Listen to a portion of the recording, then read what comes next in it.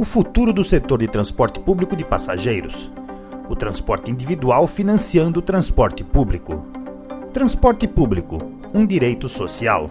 Conversamos sobre estes assuntos com Francisco Cristóvão, assessor especial do SP Urbanos e vice-presidente urbano da Federação das Empresas de Transporte de Passageiros do Estado de São Paulo. Francisco, a crise no setor de transporte público de passageiros, ela já vem de longe, né? Antes da pandemia. Foi bastante agravada na pandemia, obviamente. Mas e o pós-pandemia, como é que vai ser?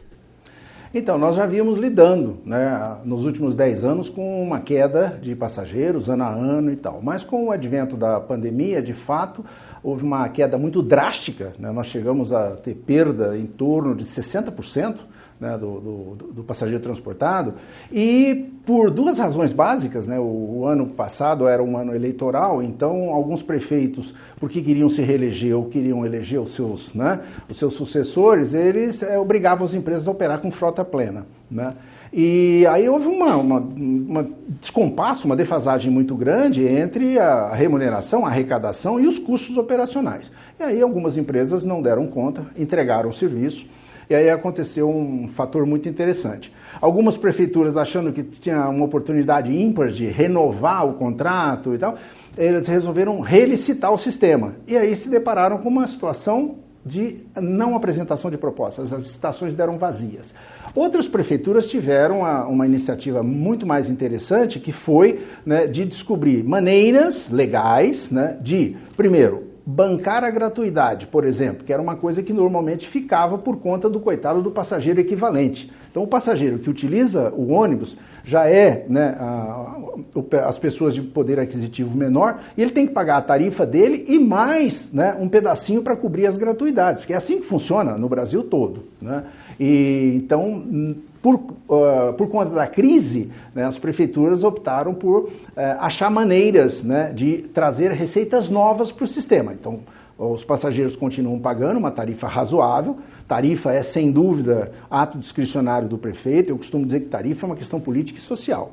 Custo da produção do serviço é uma questão de engenharia e de economia. É uma questão técnica, né? Tem uma planilha de custos que diz lá quanto custa. E o prefeito é que vai dizer, bom, mas a minha população não tem condição de pagar isso. Então, ele acrescenta, né, um valor a título de subsídio e normalmente se subsidia, né, o estudante, o idoso, o policial, né, e outras categorias, né, que os políticos, né, a Câmara Municipal e o prefeito acabam achando que merece essa gratuidade, essa isenção do pagamento da tarifa. E assim tem sido. Então, nós estamos diante de um momento novo, onde, né, o assunto do transporte está sendo muito discutido e, particularmente, essa questão, as chamadas fontes extratarifárias para poder bancar, né, para poder custear, né, a prestação do serviço, de forma que a população continue tendo, né, a prestação do serviço com mínimo de qualidade e as empresas tenham condição de continuar podendo trabalhar, que afinal de contas, uma empresa de ônibus, o que ela precisa é do passageiro para ser transportado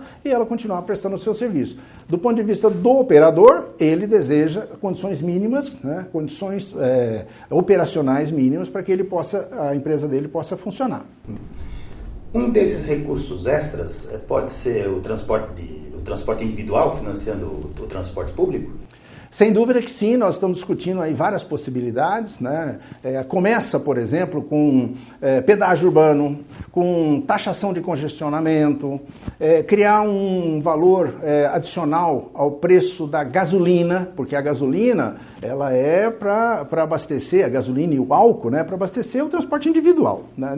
Ninguém fala de um adicional do diesel, né? Então, o pessoal da carga, né, do transporte, seja, né, urbano ou de longa distância, ele continua, né, pagando o preço do diesel né, que a Petrobras define. Mas a gasolina é um adicional para que esse valor possa, né, vir, né, ajudar nas chamadas receitas extratarifárias. Então, sem dúvida, o transporte individual, que é quem, eu vou usar uma expressão aqui bem popular, mas fica fácil de entender, é quem complica a prestação do serviço do transporte coletivo, né? Porque o ônibus tem um baixo desempenho, porque ele disputa o espaço viário com o automóvel, com a bicicleta, com a motocicleta, com o veículo urbano de carga, né, o VUC e assim por diante. Quer dizer, ele fica parado e ele não consegue realizar mais viagens né, que ele poderia dar, né, se tivesse liberdade de funcionamento, né? Então, eu não tenho dúvida que o transporte individual deve sim colaborar para que o transporte coletivo, né, tenha um desempenho mais melhor e que consiga produzir um serviço a um custo mais razoável. Francisco, o transporte público é um direito do cidadão, um direito constitucional. Mas como fazer isso valer verdadeiramente? Então, não basta estar no artigo 6º da Constituição que o transporte é um direito social, e muito menos estampado na carroceria dos ônibus, o transporte é um direito do cidadão e um dever do Estado, né? O que envolve, né, o tratamento e a visão de que o transporte é um serviço público são outras questões, né?